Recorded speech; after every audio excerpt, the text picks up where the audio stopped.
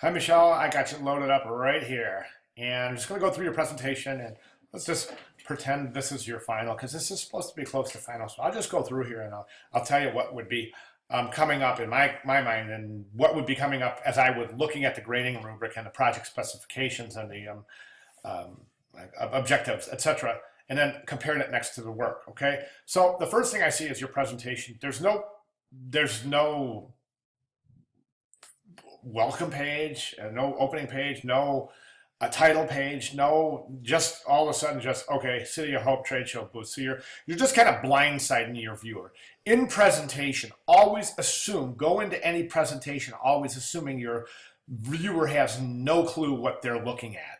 Okay, it will make for a better design 10 times out of 10. Okay, so that means to set it up, with any kind of information that your viewer might need going into it. In this specific case, I would say something like a title page where it says, this is my City of Hope project, give the definition and the concept behind the City of Hope project and say, this is a sustainable project, the reason why it's sustainable, okay? And then you would start in with your presentation.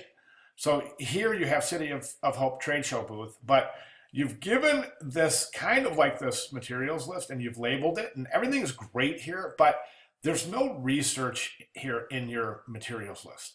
In other words, you're just saying this, you're saying, okay, I'm using a vinyl banner. All right, vinyl, what is that? I mean, there's thousands of different kinds of vinyl.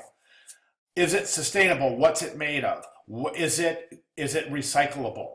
Okay, what is going to happen to this piece in the future? So remember that life cycle analysis we did? You should really do that for every one of the pieces involved in your trade show booth, as well as your giveaway and your collateral piece. Okay, and I think that if you do that, you'll do just fine because design-wise, you're just doing fine. You're doing great, but for example, let's take this. Okay, so I used vinyl number, blah, blah, blah, from the so-and-so corporation. This vinyl is the most sustainable vinyl on the market because maybe give some research from the company, okay? And then maybe what happens to the vinyl if it does end up in a landfill? Is it recyclable, etc.? What about the grommets? What are they made from? Okay, and don't just say recyclable metal. We need facts, figures, and research in every one of your pieces. That's what's going to get you a good grade out of this, okay? Alumicore signs with information of what's Alumicore? Why is it sustainable? Okay, and again, go through that life cycle analysis for Alumicore. Here, recycled wood table hand painted with low VOC paints.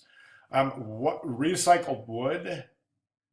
What is recycled wood? All that means is particle board, and I'm pretty sure, recycled wood, yeah, that's particle board, I think. I mean, I don't know what recycled wood is, but it's somehow it has to be bonded together because they grind up wood, make particle out of it, then they get it wet with some sort of solvent, and then they press it together with something that's going to get it hard.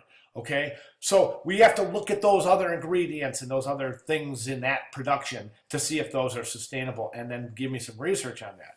Cutout proportion allows for placement of information. That's great. Logos, information, that's great. Handcrafted table made with reclaimed wood that will be auctioned off. What is reclaimed wood? Define that, please, and tell us why it's sustainable. All right? That's so important. That's so important for the project. Next page, you have City of Hope. This is your 3D giveaway bag. You know you have to build this by hand, right? I mean, take a closer look at the project specs. You have to build this by hand. You can't just show it.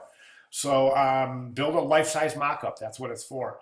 Okay, and then you have 100% pre-consumer recycled cotton tote bag. Do you mean post-consumer? 100% recycled cotton thread stitching. So, okay, how do you recycle thread? I mean, if you take cotton's already a natural, you see what I'm saying? So if you're taking old cotton t-shirts and making thread out of it, that's awesome.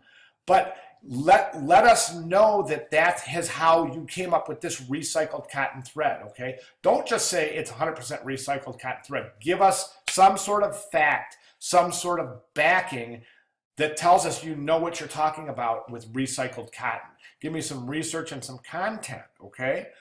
Same thing here, pre-consumer recycled cotton tote bag.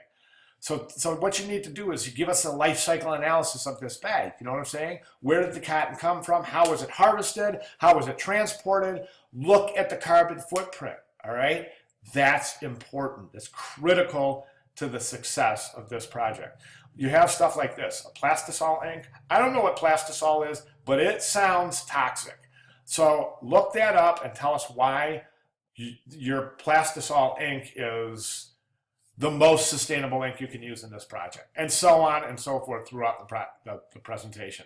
Your booklet, you have this City of Hope booklet, but I don't see any booklet here, so that's kind of weird. So then you come over here, and then that's where your booklet starts, okay? So the booklet's great and everything, but what's it made of, and how is the ink, why is it sustainable? Also, you need to give this booklet some meaning, otherwise it's just going to get thrown away at the trade show. I guarantee it. I guarantee it. I've been designing trade shows for years, and if you don't give people a reason to hold on to something, a tangible reason to hang on to it, like I used that example with the trade show handout that was the map, and then they turned it in and got free parking. Don't do that. That's been used. But you see what I'm saying? Give it a reason that you can assure that it's going to be recycled or end up in a responsible place after use. Okay, so those are what you need to do to get a good grade on this project. If you have any questions whatsoever, I'd be more than glad to specify. So just contact me. All right, thanks.